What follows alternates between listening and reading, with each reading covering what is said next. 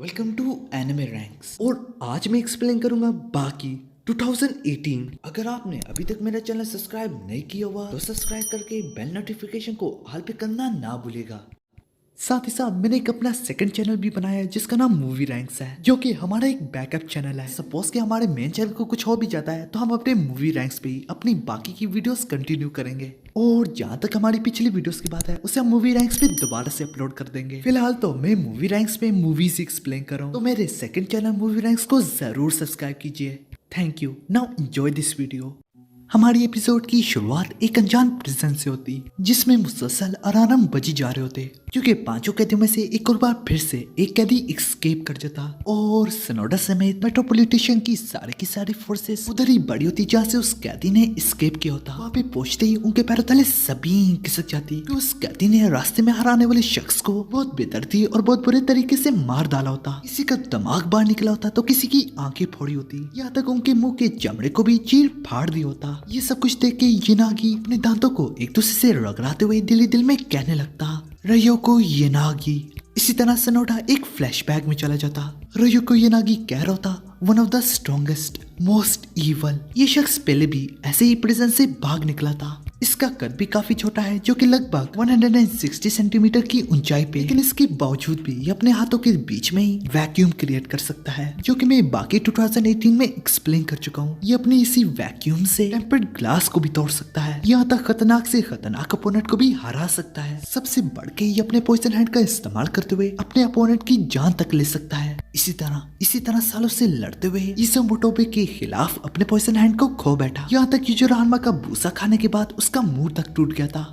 इन सब के बाद सिनोडा प्रिजन ऑफिसर के पास जाता, क्योंकि यही वो शख्स होता, यही वो अनजान शख्स होता, यही वो अकेला शख्स होता जो उस वक्त येनागी की पहुंच से दूर था। इसने सब कुछ अपनी आंखों से देखा, ये वजह से वो अभी तक काफी परेशान और कांप रहा होता। अब वो एक एक चीज सिनोडा को बताने लगता जो उसने अपनी आंखों से देखा। उसकी शुरुआत ही इस शब्द से होती, ये तो नामुमकिन है। इस दरिंदे ने हम सबको बेवकूफ बनाया। इसकी शक्ल तब से ऐसी है जब से इसे इस गिलास में बंद किया गया है।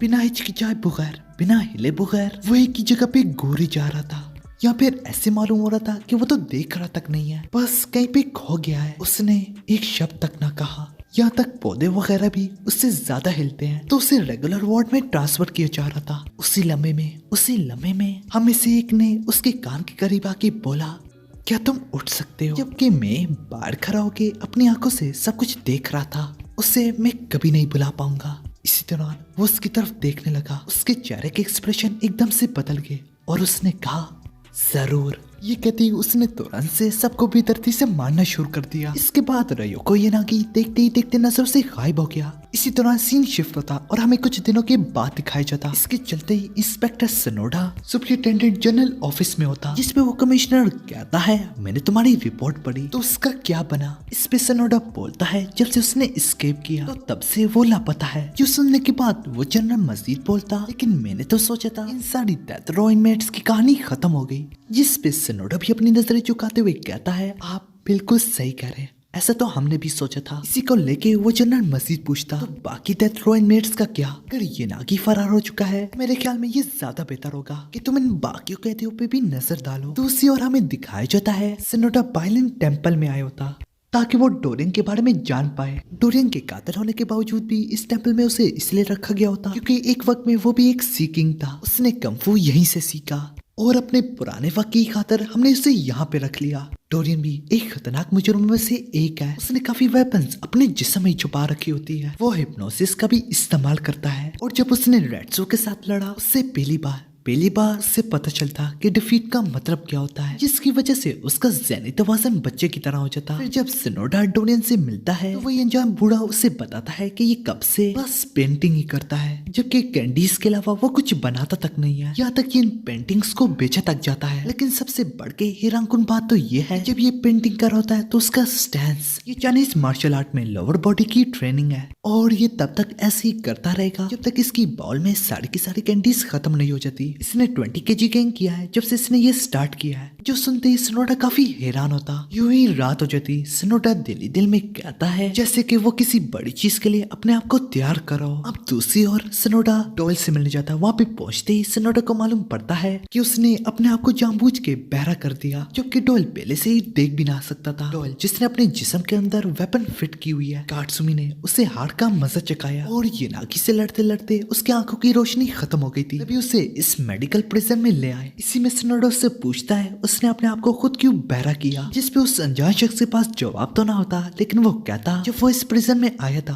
तो उसने एक अजीब सी बात कही, जरूर आंखों की रोशनी एक बहुत बड़ी नेमत है, लेकिन इसे खोने के बाद भी मैंने एक जबरदस्त चीज पाई जो कि साउंड है। फिर सुनने को कहो कि मुझे नहीं पता मैं क्या पाऊंगा। अब आधा साल हो चुका है जब से ये अंधा और बहरा हुआ है, लेकिन पिछली रिपोर्ट्स के मुताबिक उसने एक बैट पकड़ा था। इस प्रिजन में काफी कीड़े मकोड़े हैं, तो बैट्स उन्हें खाने आते हैं, लेकिन इसी अंधेरे में डोलम पे प्रैक्टिस करता है। और उस दौरान उसने एक और अजीब बात भी कही। उसने कहा समझ में आया तो ये स्किन है। इतना कुछ सुनने के बाद सिनोडा दिल ही दिल में कहने लगता आखिर वो ऐसा क्यों करेगा। दूसरी ओर हमें दिखाया जाता है सिनोडा अब सिकोर्स्की के बारे में मालूमात ले रहा होता। सिकोर्स्की भी एक खतरनाक कैदी है। उसने सिर्फ और सिर्फ अपने हाथों का इस्तेमाल करके काफी लोगों की जानें ली हुई है, लेकिन आखिर में इसने भी हार मान ली थी। इसी तरह वो से एक बार अपना किस्सा सुना रहा होता। उसकी फिंगर की स्ट्रेंथ काफी ज्यादा है। एक बार गलती से एक कॉइन उसके सेलर में चला गया था और जब सिकोर्स्की ने उस कॉइन को वापस लौटाया तो वो कॉइन पूरे तरीके से बेंट हो चुका था, जो देखते ही उसके पैरों तले जमीन खिसक गई। यूं ही सिनोडा को भी वो सिकोर्स्की के सेलर में झांकने का कहता। जब सिनोडा ऐसा करता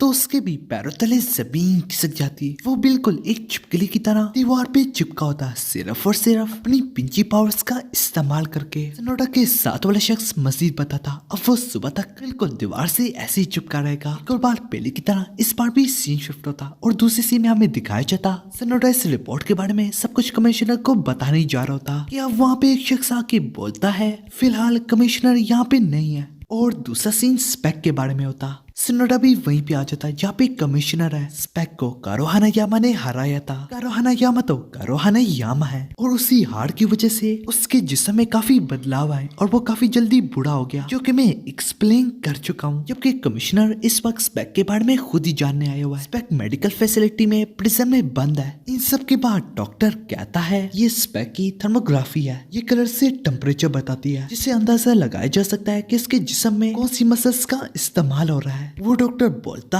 कि इसके शोल्डर से तुरंत से ही इसके हाथों की हथेली तक फैल जाता है और फिर धीरे धीरे उसके पैर तक पहुंच जाती है, जो कि ये सब कुछ होने में 1.5 सेकंड लगता है। और ये सब कुछ उसके उठते ही पूरा दिन होता है। और जब ये डेटा टोक्यो स्पोर्ट्स को दिया गया, जो कि फिजियोलॉजी रिसर्च सेंटर है, उनके मुताबिक जैसे कि ये तैर रहा है लेकिन बटरफ्लाई फॉर्म में, जो कि स्विमिंग में सबसे ज्यादा थकाती है। लेकिन इस वक्त जो हमें दिख रहा है ये थोड़ा स्विमिंग से बढ़ के है, जैसे कि स्पेक पानी में तैर रहा ही ना हो बल्कि वो मोलेसिस में जैसे तैर रहा हो, जो कि पानी से काफी ज्यादा बड़ी है। इसी में डॉक्टर सवाल करते हुए कहता है पता नहीं वो स्विम करते हुए कहाँ पे जा रहा है। कुछ सुनने के बाद कमिश्नर के भी पसीने छूटने लगते, जिसके बाद दूसरी सीन में हमें दिखाया जाता है कमिश्नर सिनोडा से पूछता है इस बारे में तुम्हारी क्या राय है, जिसके जवाब में सिनोडा कहता है मेरे ख्याल में ये बिल्कुल पहले की तरह है, सिंक्रोनिसिटी, जिसे ज़बानी इत्तेफाक भी कहते हैं। इस मामले में अब कमिश्नर मजीद बोलता सिक्योरिटी को मेंटेन रखते हुए हमें इन्वेस्टिगेशन को बरकरार रखना होगा। तो सिनोडा कहता बिल्कुल मैं इस पे काम शुरू करता हूँ। तभी हमें आखिरी सीन में दिखाया जाता है हमें एक और बार फिर से सारे डेथ रो इनमेट्स के